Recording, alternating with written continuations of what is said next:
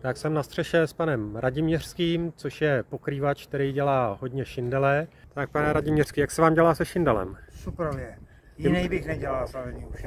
Jo, vy máte rád Cambridge, že jo? Ano. No, my jsme teďka tady na střeše, kde pokládáte červený Cambridge, Riviera Red.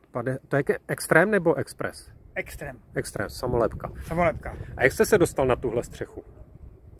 Díky tamhle té střeše vedle, co jsem dělal, tak si pán zavolal mi, že chce přesně takovou, jako má soused. Tak já se tam podívám. Jasný.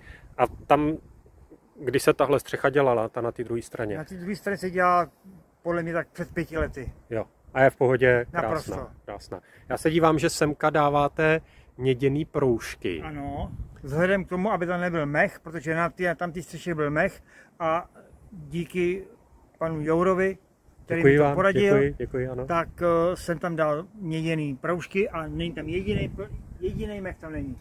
Já si to přitáhnu, jestli to bude vidět. Tady jsou vidět ty měděný proužky. No je to čistionký.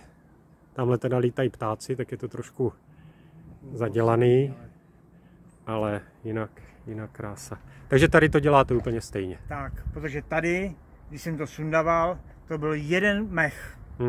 Takže dal jsem sem ty proužky a tam nejsou po celým a tady jsem to dal po celým, aby to opravdu stejkalo, aby to nikde se nedržel. Jasně, super.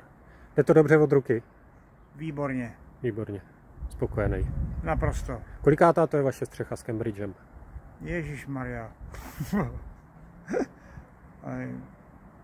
10. A spokojenost. Naprosto. Musíte někam na střechu se vracet zpátky? Nebo lidi jsou spokojení? Já se nevracím. To je nejlepší, udělat to dobře. Já dělám práci tak, jak se má.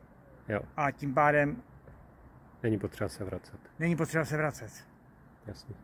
Tak jo, pane Radiměřský, děkuju, ať se vám daří. Já taky děkuji. A ať je hodně takovýchhle kšeftů. Děkuji. A lidi jsou spokojení. Mějte se, díky. Díky, nashledanou.